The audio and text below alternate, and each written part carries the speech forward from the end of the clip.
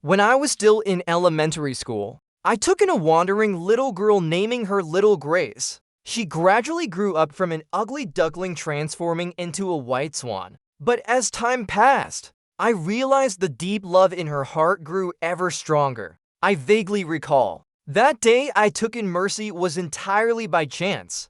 That afternoon the sky was clear and pleasant.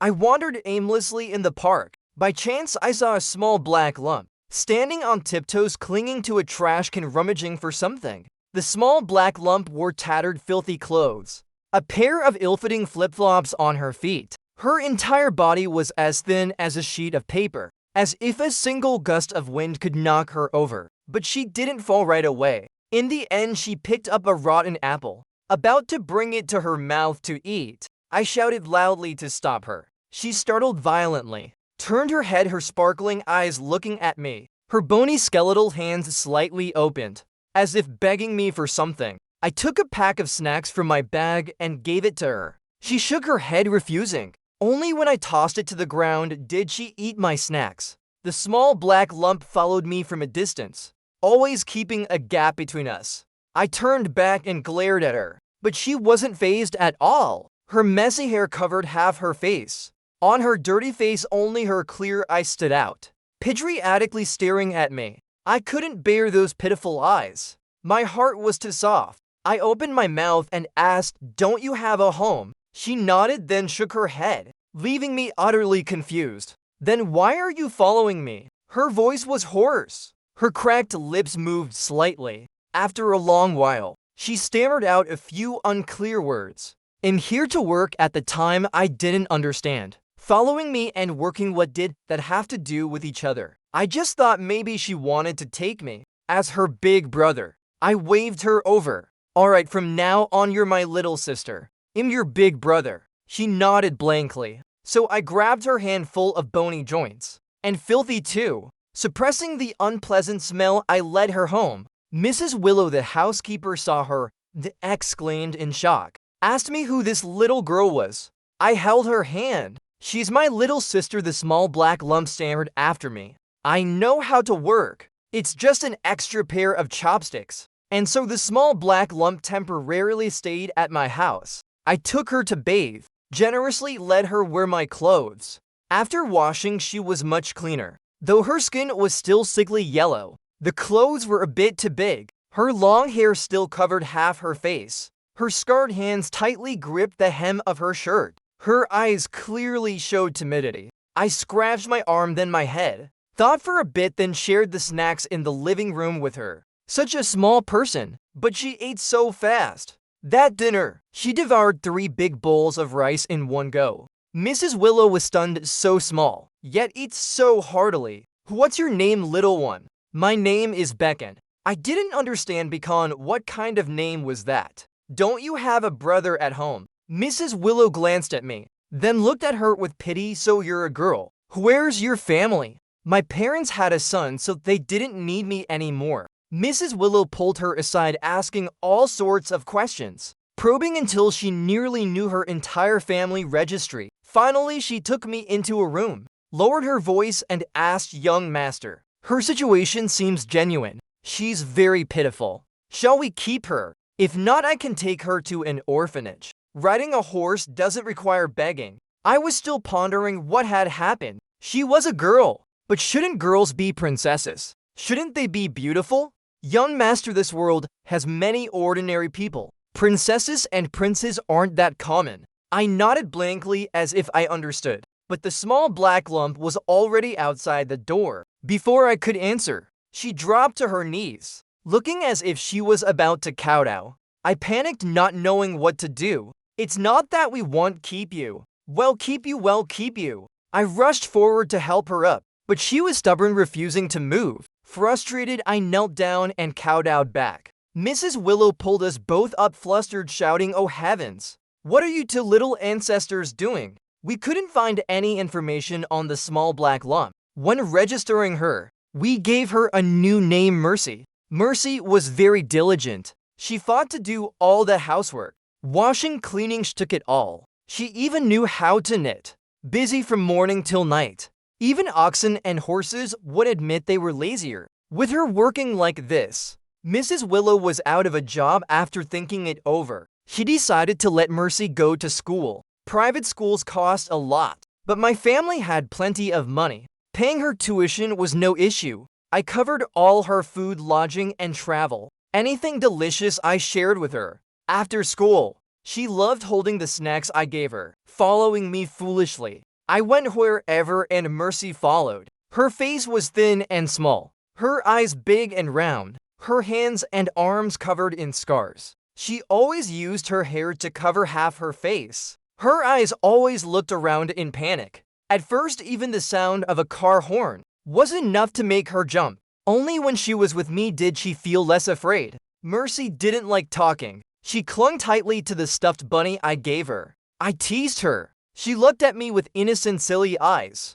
Mercy was especially afraid of thunder. The rumbling sound was a dark shadow she couldn't shake. Hearing thunder, she'd tremble and run into my room, curling up in a corner, hugging her knees, her whole body shaking, with tiny stifled sobs. I couldn't stand such a pitiful sight. All beings suffer, and I was a drop of compassion yet to fall. So I called out loudly, "Mercy, get up on the bed and sleep." She slowly climbed onto the bed, curling up, taking only a tiny corner. Between us was like a vast valley. I said helplessly, "Come closer, Mercy. How can you sleep like that?" She inched over bit by bit, placed her hand on my stomach. Her clear eyes reflected my handsome face, her eyes red with 2 streaks of tears. I grasped her cold, bony hands, yawned from sleepiness. "Don't be afraid, don't be afraid. Your big brother's here. I've got you covered. You'll be fine from now on." Before long, I felt my face wet. "Good heavens, what are you doing?" Mercy whispered, "Brother." Before, only Little Yellow was close to me. It liked licking my face. Little Yellow. Mercy cleared her throat softly. Her voice tinged with sadness. "Was the dog I raised, but then it was gone." "What happened?" "It was stolen and eaten. Mom took half. Dad took the rest. If I didn't work during the day, I'd get scolded. Only at night, when everyone was asleep, could I secretly piece Little Yellow's bones back together and bury them in a mound I made." Mercy thought for a moment, then said she made many mounds to bury butterflies, grasshoppers, spiders, frogs. Grown-ups said they needed to rest in peace, so she wanted the little creatures to rest too. That's probably it. In the future, there'll be someone kind, like I buried those creatures, to bury me. Mercy's eyes were clear and bright, her voice lively, but her words carried heavy weight. I really couldn't listen anymore. I only sighed, humming a tune. She blinked and after a while finally fell asleep, but tears still lingered in the corners of her eyes. Mercy was like a newborn kitten, even in sleep.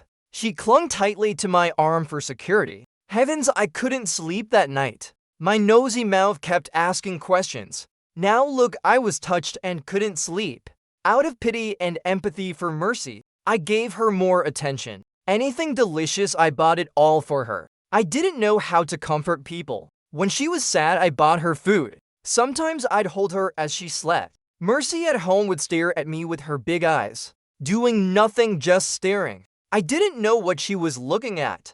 I poked her increasingly round face. She'd rub my arm, treating my hand like a toy, holding it tightly. No matter what I gave, she wouldn't let go. She said in a soft voice, in a tender, coaxing tone, "Hug me, okay? Don't leave, all right?" I felt my heart melting. Okay, whatever you want." Her body bore many scars. She always felt she was ugly. Mrs. Willow and I took her to the hospital a few times, bought some herbal ointments to apply, slowly waiting for them to heal. She feared being disliked by others. If disliked, she'd be abandoned. So from a young age, Mercy was especially obedient. She didn't cry, didn't make noise, only liked following behind me. In the mornings, she'd waddle like a penguin. On the way to school, I had to hold her hand crossing the street. If we met classmates talking to me on the way, she'd immediately hide behind me, clutching my shirt, timidly watching others. For Mercy, I spared no expense or effort.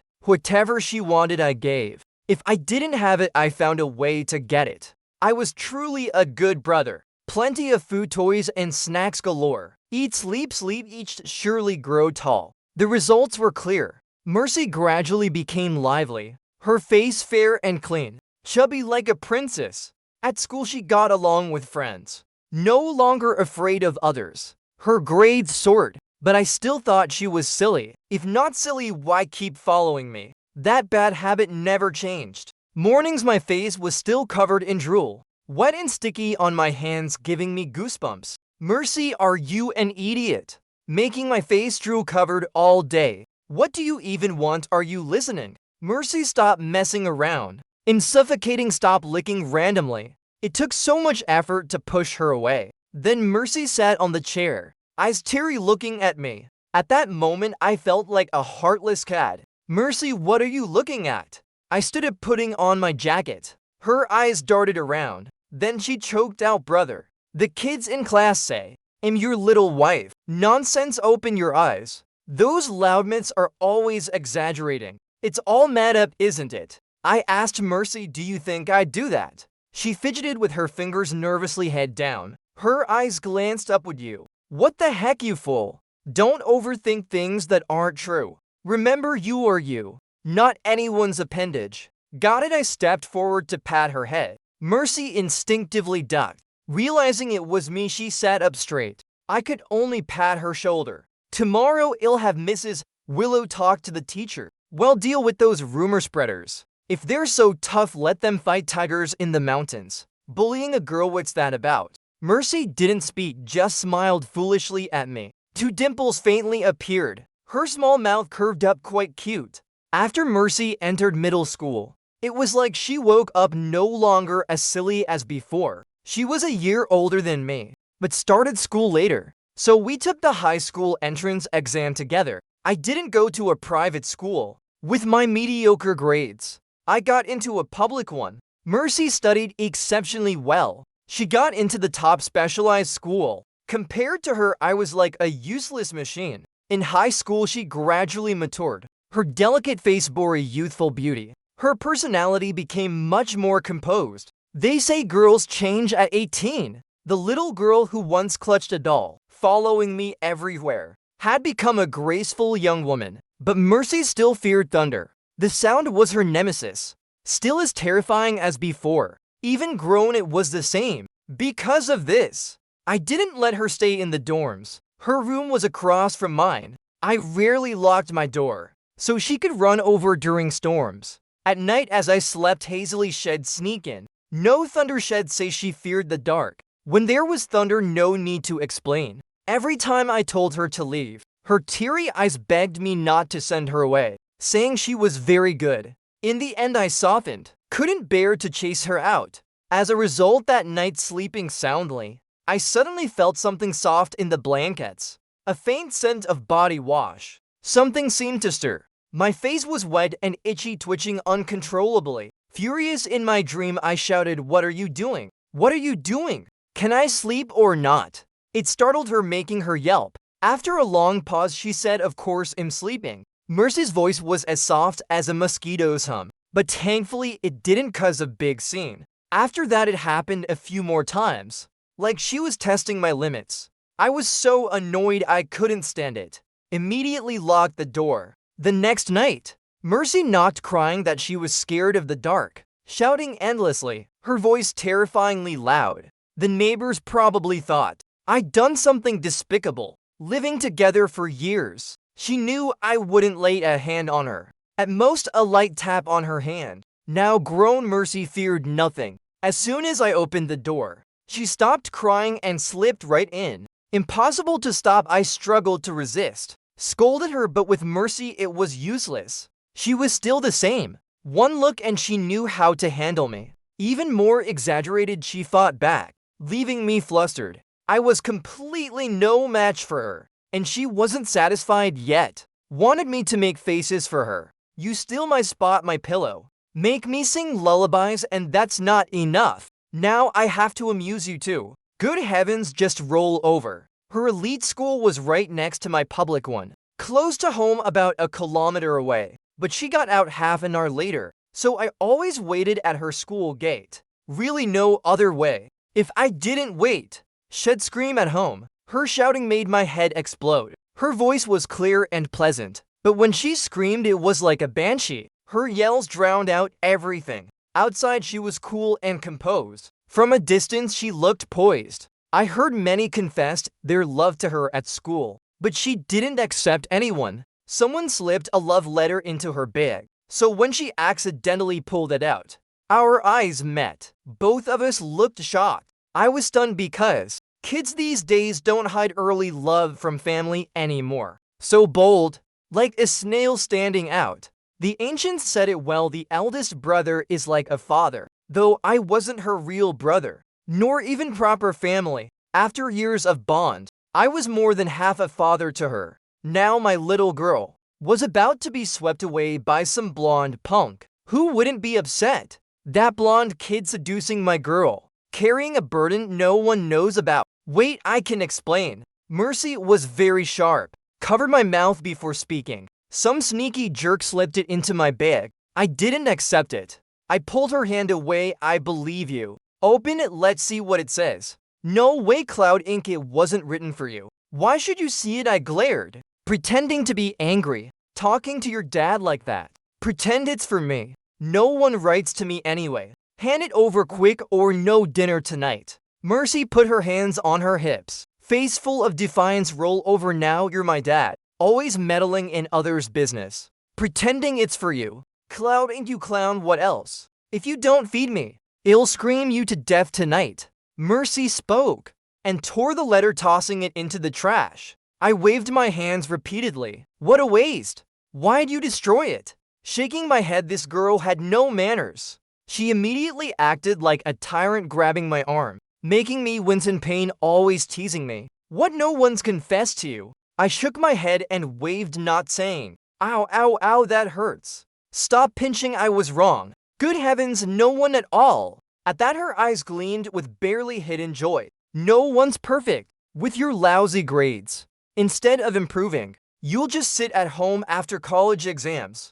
I rubbed my sore arm, said sadly, then I won't study anymore. I've got some money anyway. No wife, no kids, enough for myself. And you? I looked at her with disdain, feeling down. Planning to mooch off your dad forever. Why pinch again? I was wrong, really wrong, sister. Mercy, stop pinching. At dinner I sat on the chair, face sour, looking at my bruised arm. But the culprit ate voraciously, carefree. My heart only felt pain. Mercy grew more beautiful each day. Eyes like autumn waters, eyebrows like silk, skin white as flowers. But her mouth sprayed rice everywhere, snatching the freshly peeled crawfish from my bowl. I was full of complaints, and got pinched again. I was truly defeated. Heavens, the obedient, adorable Mercy from before was gone. Only tyrant Mercy remained. Some people, though alive, are already dead.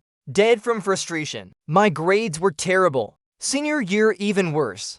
Mock exams I scored 1,000 points, but ranked 700th. The previous year 500 was enough to pass. I tried hard once, studied, listened attentively, but as soon as the teacher spoke I dozed off. More effective than a lullaby. Math was my worst. The teacher's pace couldn't keep up with my graduation speed. Mercy and I were worlds apart. Her grades were phenomenal. Our walls were covered with her awards. At her elite school she easily led the pack, but her luck was poor. In her second year she competed in physics, ended up 41st nationally, but only the top 40 got exemptions. Just short. She was upset for half a day. I was happy for half a day, but then I couldn't stay happy. My laughter was too loud. Mercy pinched me hard. In her third year she competed again. Unbelievably 41st again. Missed the exemption again. This time I didn't laugh at her, but got pinched for no reason, just because she was in a bad mood, and seeing me pace around annoyed her. Even without exemptions, with her grades, she could still get into a top university. Competitions just meant early admission. She rarely practiced problems, but was brilliant at math. Memorized vocabulary at a glance. Derived chemical formulas herself. Mercy was truly formidable. In her free time, she'd teach me thoroughly. Though we studied different subjects, she'd read a few days, do some research, and basically master it. The gap between people is this: while you're building Babel's tower in the clouds. I'm still fumbling with letters on the ground. Big brother is big brother. In just minutes, Shed explained clearly problems that stumped me. She made them so easy to understand, and still had time to assign me homework. Of course, I didn't want to do it. She bought a ruler, used it to smack my hand. If I didn't do homework seriously, I'd get a reward. From that day on, I became a good student who loved homework. Under her relentless teaching, I seemed to grow younger, obedient like a grandson. Her temper grew much bigger. Sometimes she stood beside me, looking at me in disbelief, as if doubting how my head could ask such stupid questions. After years of smooth academic sailing, teaching me was her life's greatest failure. Mercy nearly rewrote history. Bit by bit, she raised my rank, from 400th to 280th, finally to 550th. Enough for a public university. Finally relieved it was all Mercy's doing. I just reaped the rewards. She was the MVP. Mercy's total score was 711, top 10 nationally. Before scores were announced, admissions offices called her. Major discussions were settled. Mercy helped me fill out my applications. I truly knew nothing about schools or majors. She took charge handling everything for me. During the 2-month summer break, she chose to tutor, while I worked part-time at a bubble tea shop. At night, she'd come by drinks. Our eyes met, smiling with perfect understanding. While the manager wasn't around, I went wild adding toppings for her. Toppings piled on until she was sick of them. Eating playing Goblivion filled this summer. I got Mercy a bank card with over 200,000 in it. All her scholarships and competition winnings, plus pocket money I gave her. At first, she refused to take it. After I warned her with a look, she reluctantly accepted. She was grown now, should live for herself. I began deliberately keeping my distance. Mercy sensed something, but stayed silent as time passed. School was about to start. On enrollment day, I took her to the school gate. On the way, I nagged her about everything. I worried she wouldn't eat enough, dress warmly, worried she wouldn't sleep well. In short, I worried about everything, remembered everything, but parting finally came. Mercy lowered her head silent. When I was really about to leave, she grabbed me tightly, as if making a firm resolve. Can we rent a place to live? Cloud Inc. I really don't want to stay in the dorms. That way, I want to you. I want to be with you. I teased her. Good heavens, back off, back off. 20 years old and still acting like this.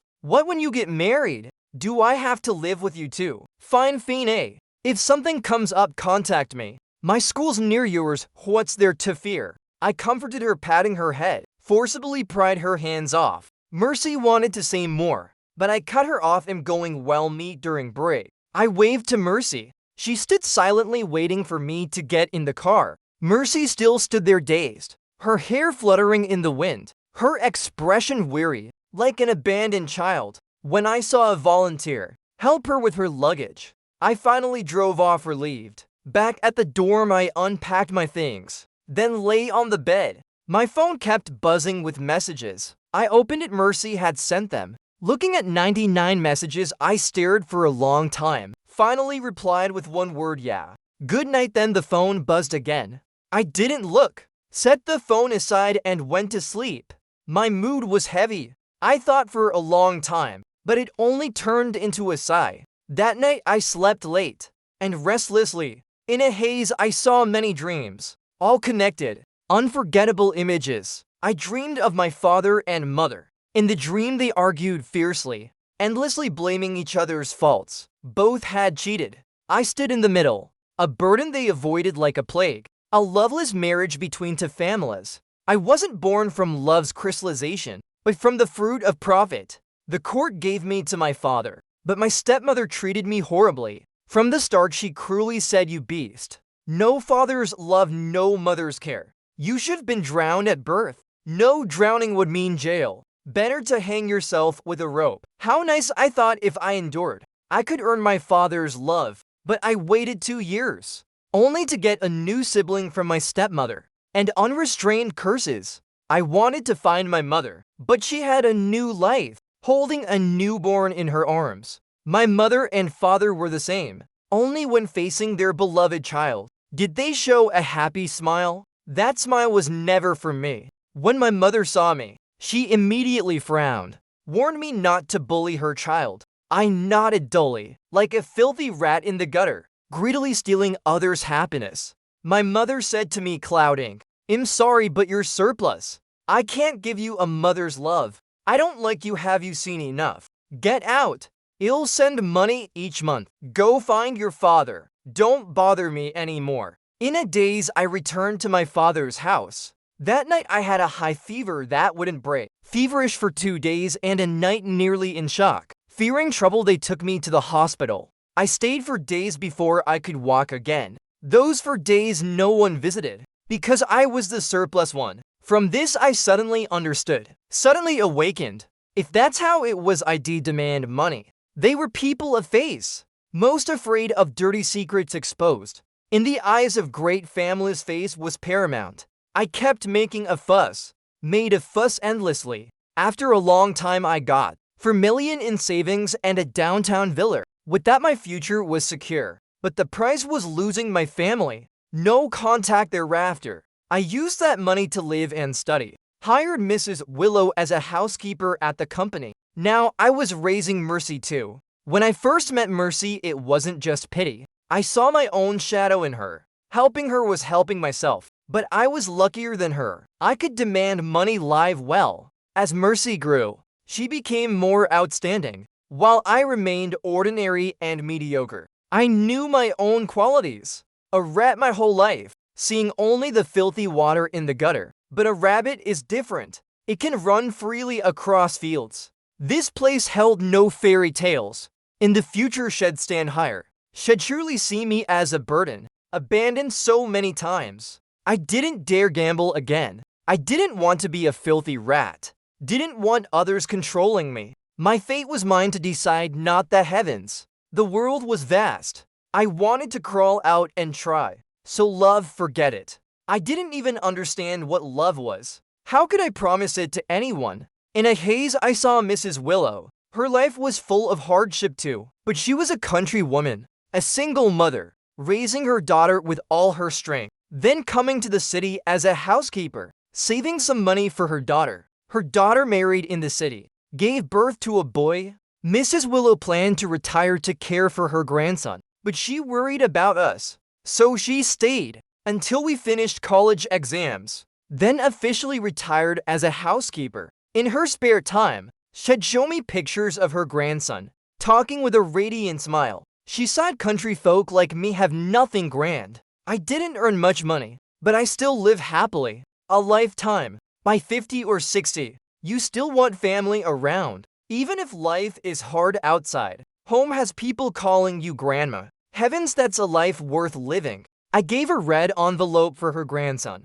She couldn't refuse. Held my hand, smiling, "Young master, you're very blessed. Little Mercy is wonderful. You two are childhood sweethearts. Your bond is strong." When I first saw Mercy, heavens, she was filthy black as soot. But you didn't mind her. Even invited her home as a guest. In a blink, years have passed. I see you two were born a pair. I gave a bitter smile, shaking my head, but she kept talking, more excited. Mrs. Willow only hoped I'd find a good harbor. My dreams grew more chaotic. I unconsciously shed tears. Tears soaked my pillow. The pillow dried.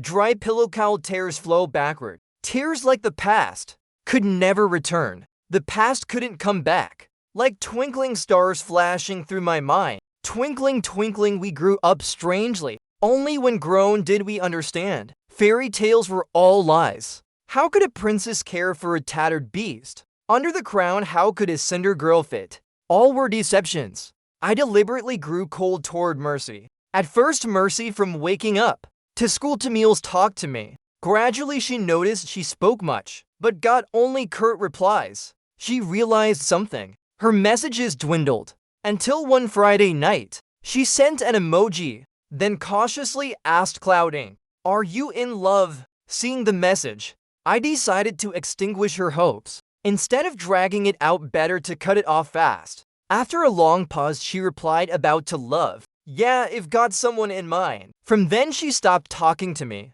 But the next week on Sunday she invited me out. I refused repeatedly, but Mercy kept insisting. Said she wanted to say goodbye to the past. I understood her heart. Dragging it out wasn't good anyway, so I agreed. The place was a villa. She said it was a classmate's house. Usually empty, just borrowed for this once. This time she wore a long white dress, clearly dressed with care. Her hair pinned with a clip, elegant and serene. She personally cooked many dishes, very fragrant, but I had no mood to eat. Because Mercy kept smiling eerily at me. That smile was a bit scary, incredibly strange. I felt she had bad intentions. The red wine she poured I didn't dare drink, afraid it had blood in it. Midway through eating, Mercy took out a small red box from her bag. Her eyes red. Cloud Ink, now you have a better harbor. I sincerely wish you well.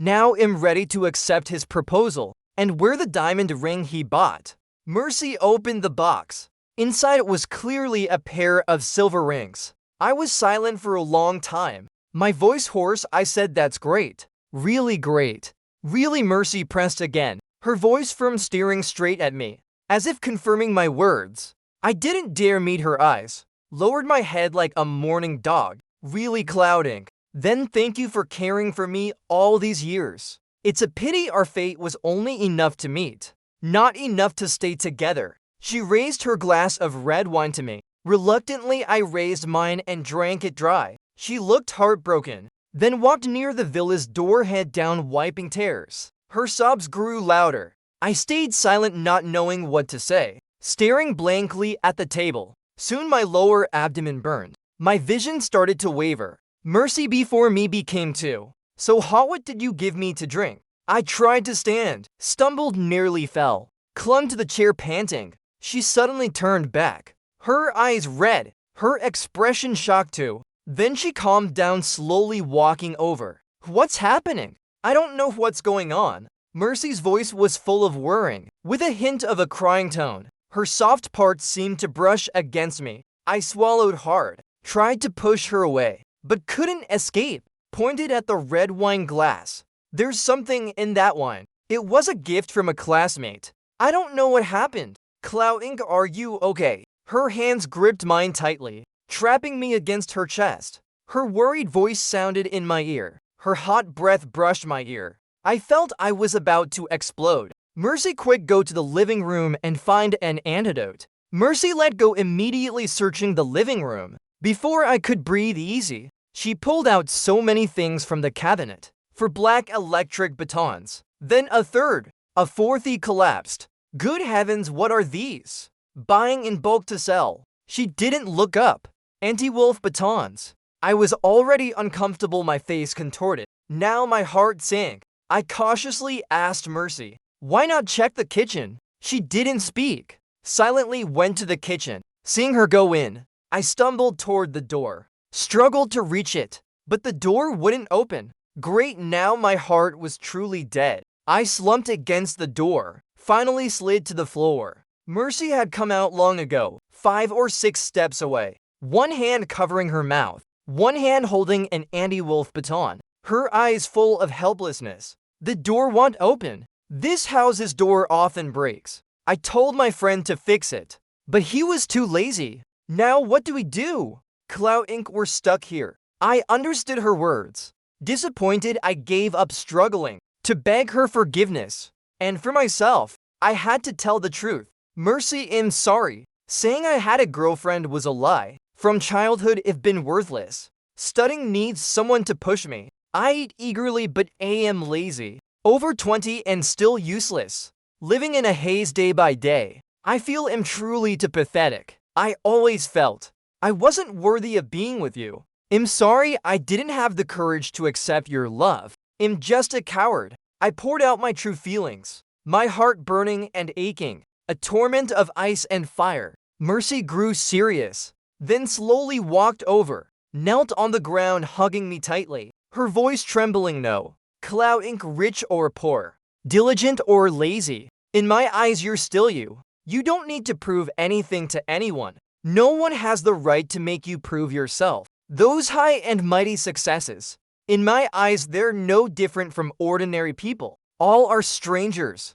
Nothing to do with me. But Cloud Ink, you're different. You're the only one in my heart. The full moon I dream of having. I was stunned, letting her lick the tear at my eye's corner. Just as I opened my mouth again, a sudden electric shock shot to my brain, crackling chaotically. I was shocked until I wanted to dance on the spot. Mercy, why isn't that damn Andy Wolf baton off? I was instantly zapped, then Mercy and I fell in love. Just in love. The first thing she did was check my phone, practically peeling off its skin, confirming it was me. She fiercely scolded me, so exhausting I nearly couldn't leave the room. Settling scores later, she said she never thought I'd distance myself from inferior. Said I was really something. Done for, truly done for. I got scolded in the room for 3 days. This time I was really finished. The second day of dating, we rented a place. The third day, she made me buy matching rings. She haughtily said she didn't care.